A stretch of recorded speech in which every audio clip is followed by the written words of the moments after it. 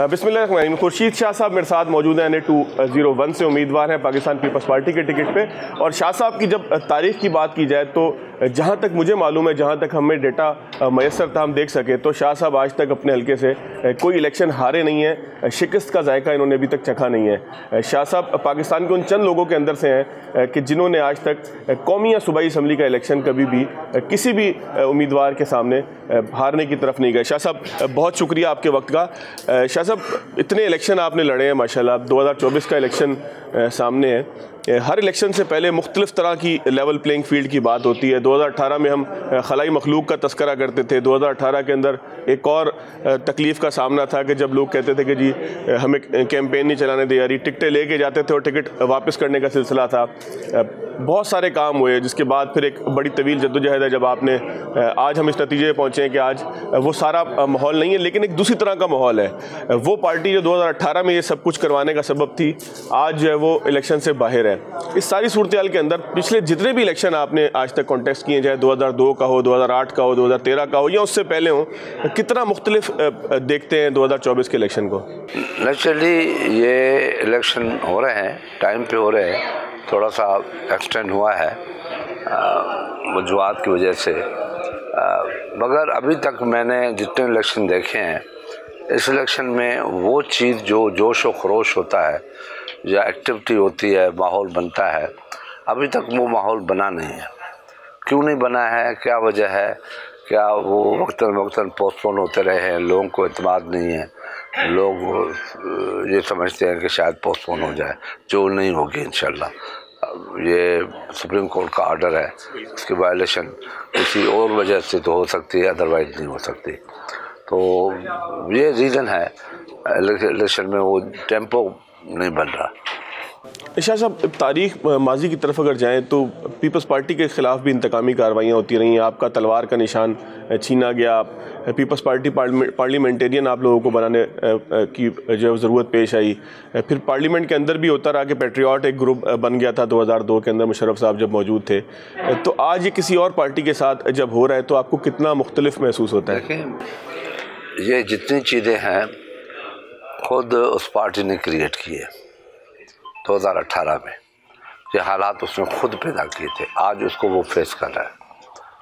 तो ये तो होता है, इंसान के साथ जो करता है वो भरता है, वो रीज़न है।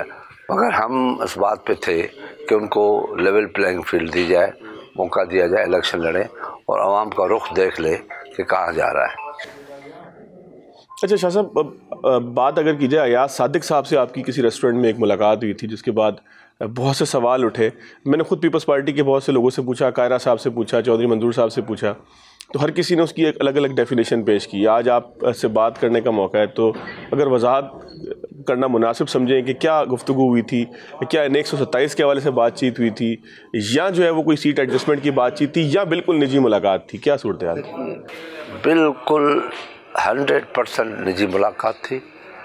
हमारा ताल्लुक़ है बिल्कुल, पार्लियामेंट के अंदर भी बाहर भी बहुत अच्छा ताल्लुक़ है, फैमिली लेवल तक ताल्लुक़ है हमारा।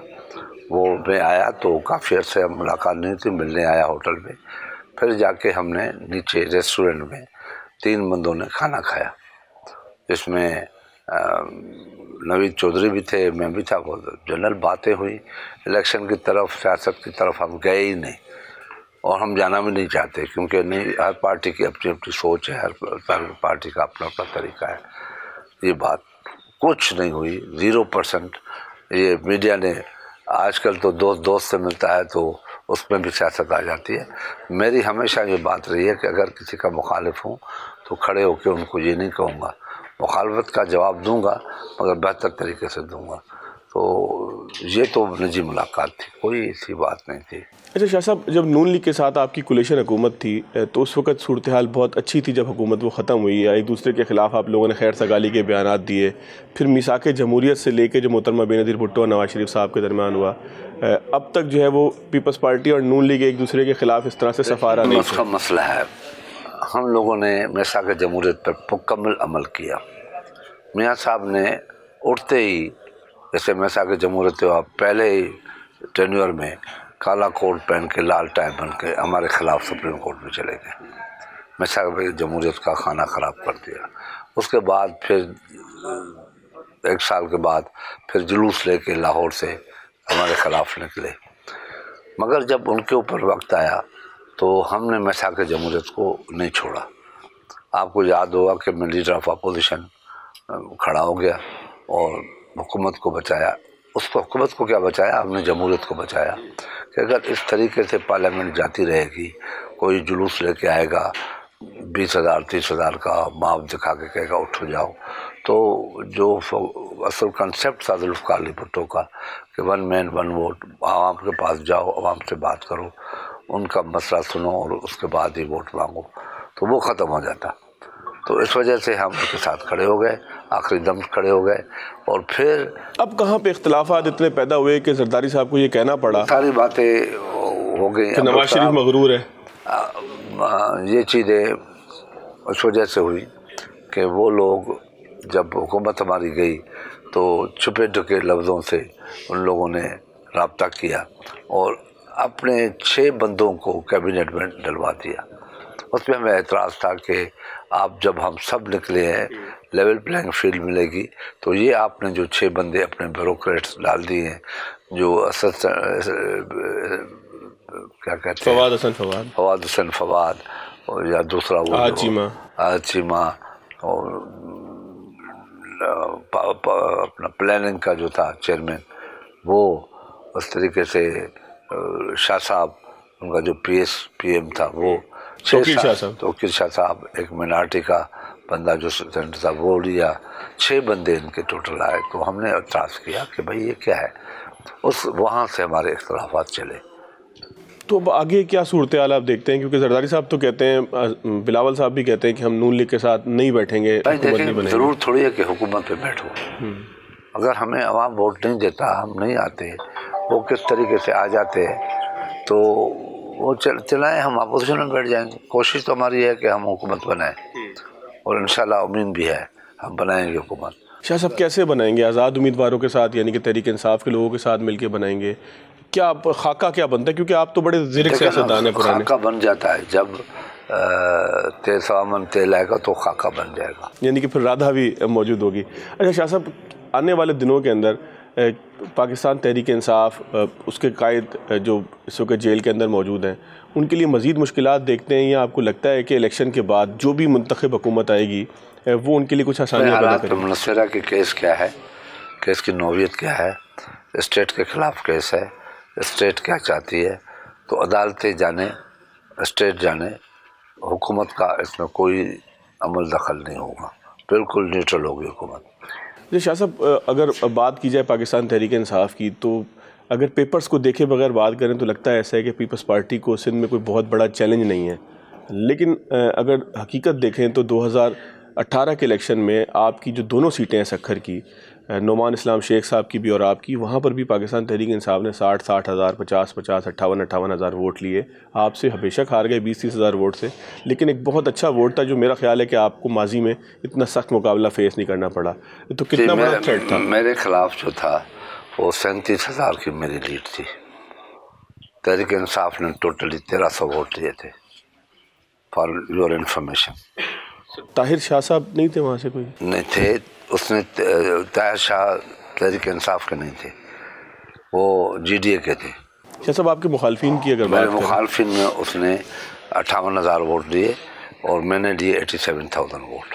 लेकिन सखर 1 की सीट के ऊपर सखर 1 पे 9 हज़ार की लीड थी और उसमें एक वो नहीं था तहरीक इंसाफ वाला, मौलाना साहब खड़ा हुआ था, दूसरे लोग थे, MQM थी, ये सारे लोग थे। ये सब जब मिलते हैं तो इस लेवल पे आते हैं, फिर कोई टांग से पकड़ता है, कोई बाजू से पकड़ता है, कोई कंधे से पकड़ता है, मगर हम छुड़ा लेते हैं अल्हम्दुलिल्लाह।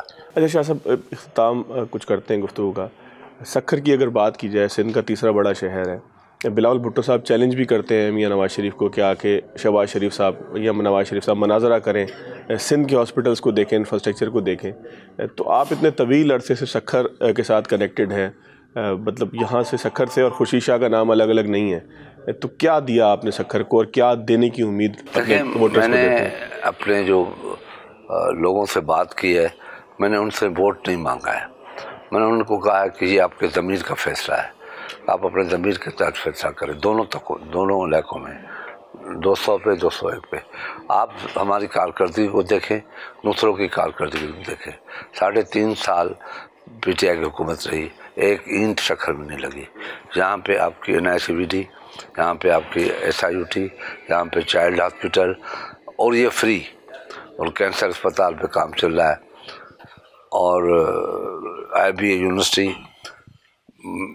Art and design heritage university, women university, और स्पोर्ट्स कॉम्प्लेक्स जो तकरीबन 6 बिलियन का बन रहा है, 6.5 का तैयार हो रहा है, अभी तकरीबन 1 साल के अंदर ही फाइनल हो जाएगा।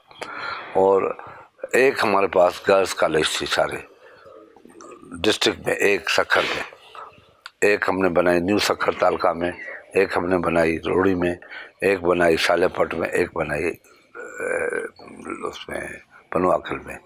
स्कूल्स, हम गर्ल्स स्कूल की प्लानिंग हमारी है, उस प्लानिंग में कि 100 हम 5 रूम 5 क्लासरूम 5 टीचर के नाम से गर्ल्स स्कूल, क्योंकि मैंने अभी जो शुरू किया है कि औरत की एजुकेशन को कंपलसरी मैंने किया है कि ये पढ़ना पड़ेगा आपको। जब तक पढ़ी लिखी माँ नहीं होगी तब तक बच्चे, ये सारे पाकिस्तान में होना चाहिए, क्योंकि मैं एजुकेशन मिनिस्टर रहा हूँ, मुझे इन चीज़ों का पता है कि क्या करना चाहिए, कैसे करना चाहिए। मैंने ये कंसेप्ट 89 में दिया था, आप अगर जाएंगे देख लेंगे। 89 में 5 क्लासरूम 5 टीचर का और इंग्लिश सब्जेक्ट जो था कंपलसरी किया था, और 39,000 क्रिएट की थी मैंने पोस्ट 89 में। आज वो इंग्लिश सब्जेक्ट प्राइमरी के लिए इस्लामाबाद में शुरू हुआ है, आज का मतलब है 2 साल पहले। कहाँ 89, कहाँ 2 साल, इतना मेरी सोच में इनकी सोच में फ़र्क है। तो मेरी ये प्लान भी है। और मैंने दूसरा प्लान ये किया है, जो लोगों को बताया है कि सक्खर को, क्योंकि हर गांव में बड़ी अस्पताल नहीं बन सकती, हर गांव में SIUT नहीं हो सकती, हर गांव में हर तहसील में चिल्ड्रन हॉस्पिटल इंटरनेशनल लेवल की नहीं बन सकती। तो एक हब बनाया है, उस हब में मैंने प्लान ये किया है कि आइंदा 3 साल के अंदर मैं सक्खर को डिस्ट्रिक्ट सिटी से 1 घंटे की मसाफत पे लेके जाऊंगा। तो 1 घंटे के अंदर जहाँ भी बंदा होगा, 1 घंटे के अंदर ज़्यादा से ज़्यादा कम से कम 15 मिनट 20 मिनट 25 मिनट नेटवर्क रोडों का मुझे बनाना है। और वो नेटवर्क का काम चल रहा है, ये नहीं है कि नहीं चल रहा है, चल रहा है। मैंने हर बड़े बड़े गाँव को मिलाया है, फिर एक लेवल पे हम ले गए सक्खर। तो ये भी 3 साल के अंदर मेरी बन गई, नेटवर्क बन गया, तो लोग सक्खर से 1 घंटे के फासले पे होंगे। ये स्लोगन दे के मैं आया हूँ। और जो एग्रीकल्चर का प्रॉब्लम है वो स्लोगन मैंने दी है कि एग्रीकल्चर को, क्योंकि मैंने 93 में सक्खर में जहाँ 20,000 एकड़ ज़मीन आबाद होती थी, मैंने चैनलाइज किया, वहाँ आज 1.5 लाख एकड़ ज़मीन आबाद हो रही है। मैं एग्रीकल्चर साइट को भी देख रहा हूँ, वो बहुत इम्पॉर्टेंट है। तो लोगों को, मुझे इसलिए लोगों का मेरे पर ट्रस्ट है कि मैं करके दिखाता हूँ, ये नहीं है कि बाद में होगा। यहाँ मैंने स्पोर्ट्स कॉम्प्लेक्स बनाया है, यहाँ पे मैंने लेबर की एक बहुत बड़ी कॉलोनी बनाई है, जिसमें 1100 फ्लैट्स है लेबर के लिए, सिर्फ लेबर के लिए, जो यूबिया में रजिस्टर है।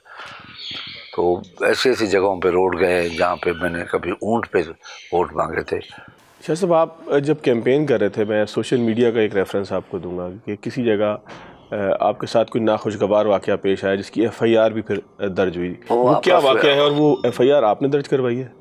वो मुझे पता पड़ा मेरे जाने के बाद वो वाक़या हुआ। वो आपस में लड़े, आपस में 2 ग्रुप लड़े, दो ग्रुप, वहाँ एक छोटा 2 आदमियों का 3 का था, एक वो लड़े। तो मुझे आके सक्खर में पता पड़ा कि उसकी FIR हुई। तो मैंने कहा भाई FIR क्यों लड़ते अपने आपस में, वो FIR का दर्ज तरीका क्या है? ऐसे लोगों का भी नाम आ गया जो हमारे सपोर्टर हैं, उनकी आपस में लड़ाइयों की वजह से वो नाम भी आ गए। तो मैं इस बात पे बिलीव नहीं करता, नहीं मेरे सामने कोई ऐसा वाक़या पेश आया। बहुत शुक्रिया।